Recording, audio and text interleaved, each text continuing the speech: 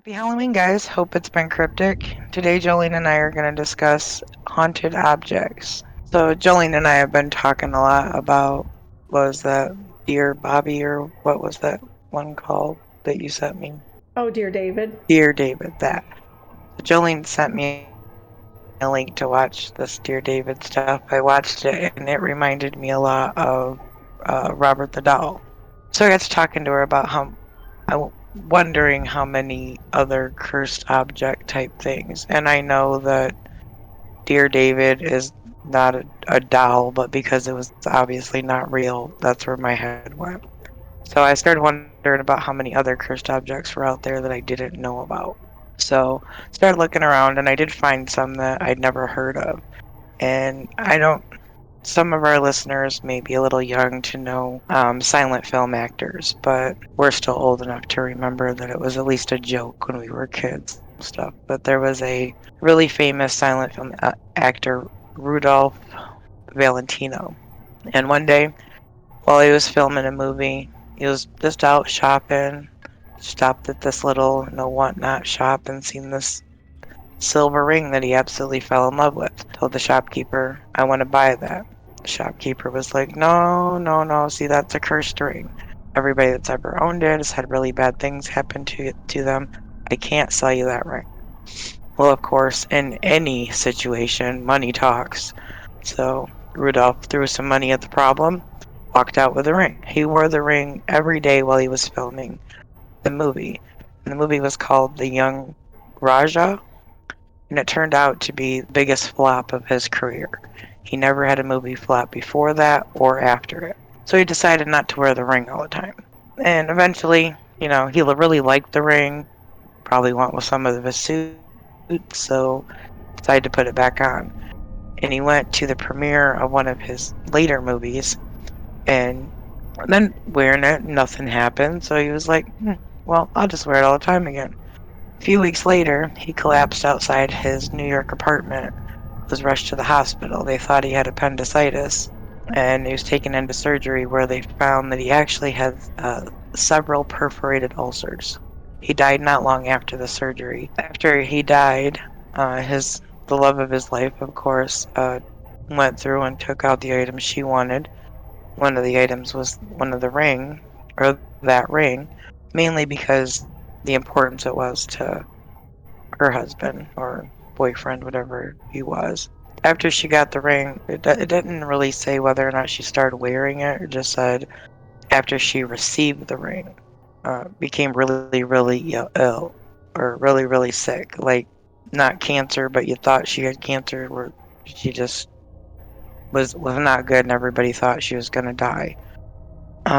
Eventually, she recovered, but she decided to give the ring away, and she gave it to her friend Russ Colombo, who people said looked just like Rudolph Valentino. And just a few days after she gave him the ring, he was shot and killed by his friend. The ring then went to Colombo's best friend, Joe Casino, and he heard that the ring was cursed and didn't, pretty much just kept it away in a locked glass case, like a conversation piece over there in the corner. We're not messing with that thing. And after a few years, he was like, it's just a ring. This can't really be real. So he started wearing it. And just a few weeks after he started wearing it, he got into a car accident and was killed. The ring then fell into somebody else's hands, which was Joe's brother. His name was Dell. He didn't believe in the curse at all and kept the ring on display in his house. And somebody broke in his house and stole it, and the thief was shot by police while trying to escape the house. The ring was found in his pocket. So that convinced Dell that there really is a curse here, and he kept it locked away. And in 1938, figure skater Jack Dunn was preparing for an audition to play Rudolph Valentino in a movie about him. And he asked Dell if he could borrow the ring so, he would have something authentic in the audition. And he was like, I don't really want to let you. Everybody that touches this thing dies or gets really sick. And he's like, kept bugging him, and it's like, all right, fine. Go ahead and and you can wear the ring. Uh, the figure skater died just 10 days later from tularemia, which is a rare disease that you pick up from handling dead rabbit, or that he picked up from handling a dead rabbit on a hunting trip. The ring was then returned to Dell, and he kept it hidden until he died, and he died of natural causes. And the ring was then kept in a bank vault. The bank got robbed twice. On the second occasion, the ring was taken by the robbers, who were shot dead while trying to make their getaway. There seems to be a theme here if you try to steal that thing. The ring was then returned to the bank, where it stayed until it went missing in a fire, and a few articles say the ring's whereabouts are currently unknown, but then Ripley's Believe It or Not claims to have the ring. So I would tend to believe Ripley's, that's their business, but that was kind of like, it's documented That's wild. that how many times the rings changed hands and how many times consistently bad things Right? happen. That's can't be just a coincidence, I wouldn't think. I would be very intrigued if Ripley's does have the ring to go look at it. I'm not trying it on or nothing, but I would like to actually see it, Yeah, it would be cool to see, but I wouldn't want to like take a picture of it or Yeah, I wouldn't be disturbing its peace or anything like that. Just go and admire and be like, oh yeah, that is a pretty ring. I see why you wanted to buy it. Moving on. Because that's pretty crazy. I don't think I've heard of an object that bad. Well, not to where I wonder like every person that came in contact with it died. Except for the one person that didn't put it on. Oh, that's right. But how often, or have you ever been in a... This happens to me a lot because I do like vintage jewelry.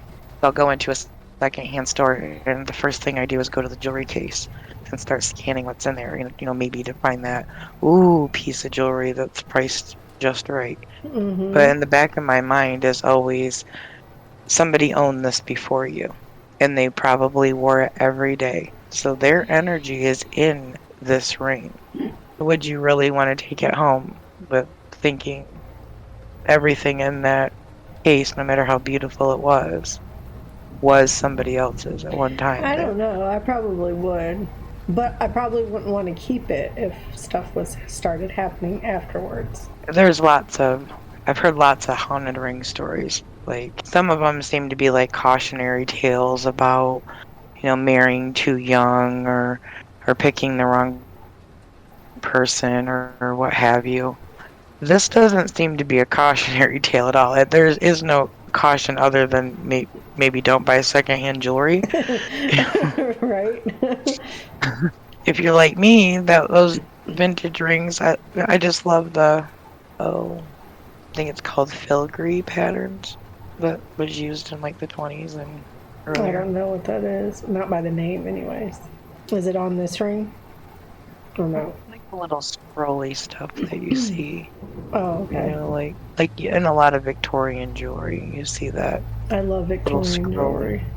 That's why I say I probably would. Because if I found jewelry like that, I probably would be like, oh my god. Or because get it. or because of, I was a sucker for rubies because rubies are my birthstone. So if I see ruby anything, I'm gonna look at that price tag. I'm gonna see if I can buy it. Rubies if they're real, they're usually extremely expensive, so that sways me. But I have bought like secondhand jewelry necklaces or ruby necklaces and rings from stores, and I do cleanse them. And it's for this reason. I'm not really terrified of a curse, but just somebody else's energy attached to it. And maybe I don't want that energy. It was, of course, a movie that I watched where it was a haunted object, and that's what I thought during the whole movie. If she would have just saged that sucker, she'd have been all right. Sage the shit out of that. With some crystals in there, she'd have been all right. No, can't be doing the witchy stuff. Put it in a smokehouse with sage smoke and crystals. Yeah. To cleanse it. There you go. But it was a wardrobe that was haunted. there was a spirit attached to the wardrobe that ended up wreaking havoc and killing people and possessing people in the movie. And that's what I thought during the entire movie, that just throw a sage stick in that sucker and some crystals, it'd be alright. Get rid of it. I've always been Like, that intrigued can't by be the that, first thought. Objects being haunted. I've never experienced anything with objects like that. I mean, especially really old stuff that has gone through many people, like all the energy that it could have. With the exception of a wedding ring, what object would you say would have the most of your energy? Because your wedding ring is a given. You wear that every day until the day you die. But what other object in your home that you probably wouldn't think of? Gosh, I don't even know. Mine would probably be my chair. My ass is in my chair more than anything else in this house. Maybe that's how we get haunted rocking chairs. That's just where they sat. So it's like residual energy. It could be, because I mean, it makes sense to be like where you are the most. Question is, if it's something like a haunted wardrobe, how much time did you spend in that damn wardrobe? This isn't Lion the Witch in the Wardrobe. The back isn't gonna open up to a whole new world. How long were you in there? Unless it's just because maybe that was their favorite thing. Maybe. Or maybe, well, I guess a wardrobe would probably be in the bedroom. Some people would have them like in old Victorian houses. They would have them like in the foyer if there wasn't like a linen closet so people could hang coats. True. Well, I was going to say if it's like in their bedroom, then it would be like, they're in their bedroom every day. So that could be, I guess there's not, like I said, other than my chair, just because my butt is in contact with it the most of anything in the house that's material anyway. There's not another object I'm that attached to. I'm not very materialistic, so I have things that I really, really like and I've carried with me through the years, but it's not going to like break my heart if I don't have it. I'm just going to be like, oh, that sucks. Moving on. The idea of attaching yourself to an object I kind of finds crazy. Yeah, I don't know if I have an object that I'm that attached to. I mean, I am materialistic, but I don't know. I did find another object that this gives a whole new meaning to attaching yourself to an object. There's a painting, and you can search on YouTube or Google or whatever. Jolene she always puts pictures up of what we're talking about. But YouTube, the man that owns the painting actually has a YouTube channel where he talks about his experiences. He goes into great detail about how he got the painting, and if you want to know more than just what we're telling you. But the painting is called The Anguished Man, and the artist mixed his blood with the paint, painted the painting, and then committed suicide. So, not really a big surprise that creepy things happen around it. But Sean Robinson, the current owner of the painting, it was willed to him from his grandmother. So his grandmother always told him that there was a spirit that lived in the painting. And Sean, growing up, always thought that grandma was a little off her rocker. Whatever, grandma. But after he received the painting and hung it up, he started hearing tapping and scratching coming from the painting. Shadow figures were appearing in his home. It would sound like a man crying coming from the painting. And he then didn't think grandma was off her rocker anymore. So he started posting. I found one video where he said he was going to set up a camera watching the painting so people could experience the sounds and scratches and footsteps. Now, in the video I watched where he was telling how he got the painting, he's holding the painting between his legs.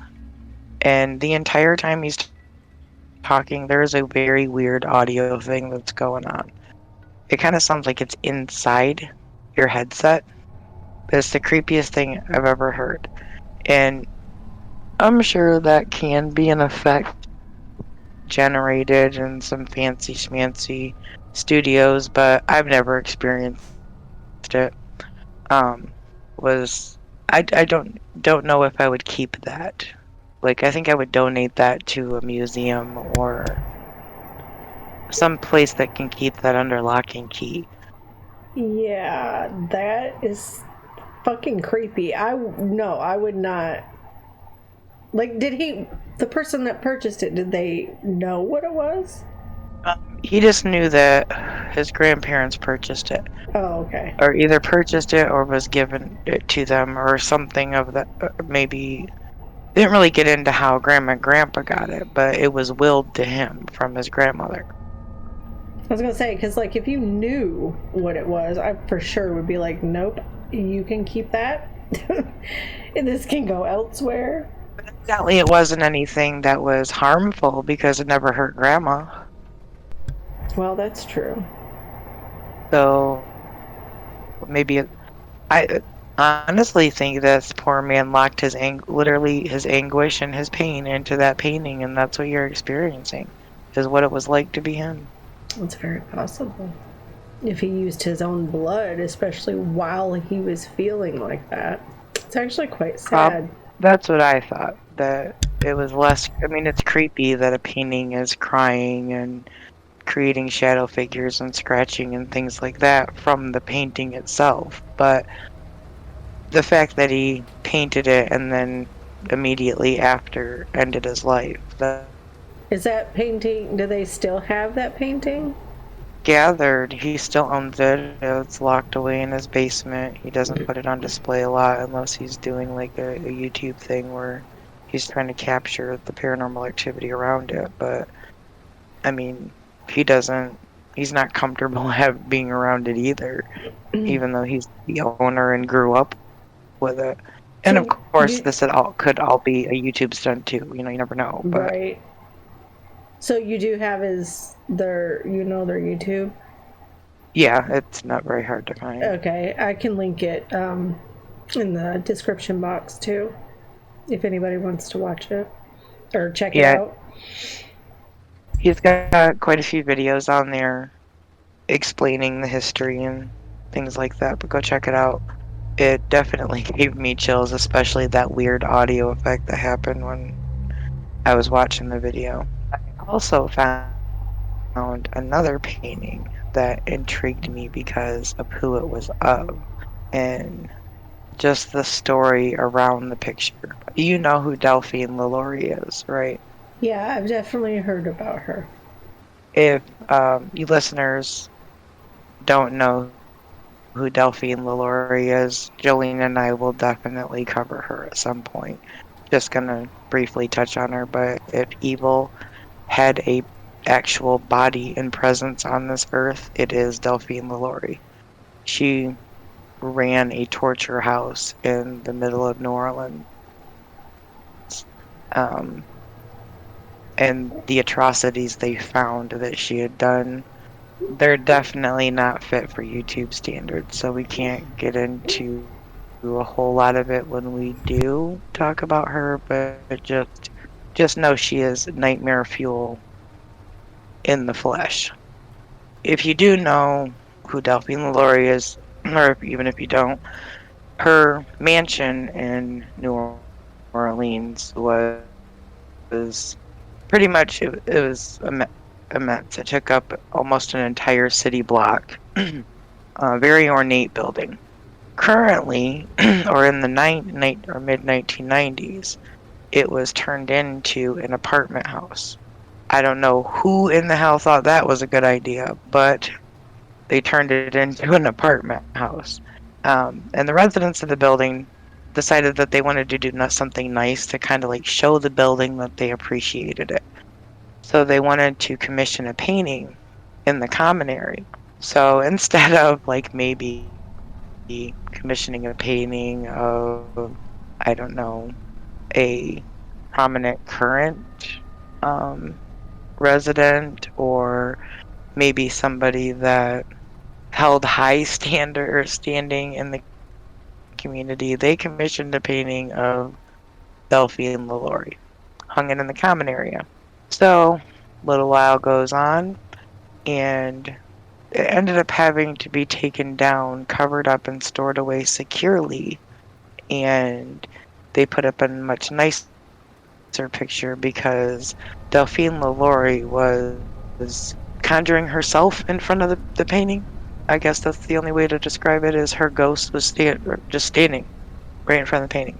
I don't know about you. I don't want to be haunted by that bitch. Hell no. Was she like in the painting or in front of the painting? Like outside No. of the painting? The direct quote from the website, and multiple websites said that, I mean, they use the same terms to describe it. Series of bone-chilling encounters with the ghost. She was out. God, that would suck. Like I said, that I've never in my entire career of researching paranormal and evil people found anybody more evil than her. Yeah, she was pretty sadistic. I mean, I know Dahmer is like the fan favorite right now of the serial killer du jour, but even even with that, with what he did as compared to what she did was purely out of just because she wanted to.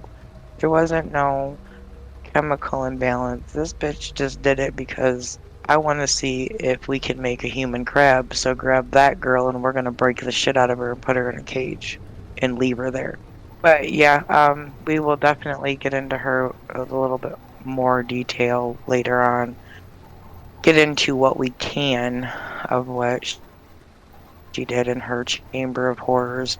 We also both ran across in researching haunted objects, the big boxes, and we want to dedicate an entire episode to the big boxes as well. I'm curious if any of you listeners have ever ordered one, because I know you can order them off of um, the dark web or whatever the hell that happy horse shit is. But or if you know anybody who has. yeah, it can be. I heard from a friend. I don't care. Um, but either leave it in the comments or email us. Jolene always pins the email address to email us. Let me know. Have you ever got that curious where you ordered some spooky shit off the internet and actually had some weird shit happen in your house? How did you get rid of it? Would you ever order something creepy off of that happy horseshit dark web and do create some spooky shit in your house just for entertainment, which seems to be what other YouTubers are doing? Don't understand that. Um, I'm sorry. why I just Happy horse shit. why do you invite it in? Why do you invite it in? That if any of other YouTubers have ever opened a Dybbuk box just purely for your likes and comments and YouTube fame, why? Just shoot me a message. Tell me why you did it and how you got rid of it. The risks are a little too high there in some cases. Or was it all bullshit just for likes? I'm never going to be ordering any Dybbuk boxes or opening any boxes that people tell me that their dead relative shits in. It's not gonna happen. But shits in. See, I didn't know exactly what they were. I just knew that they were not good. And that people do order them. Well, a Dybbuk is a dark spirit that takes over the bodies of living people and uses them for evil. A Dybbuk box is trapping the Dybbuk inside of the box and preventing them from causing mischief. So opening the box releases. Okay, gotcha.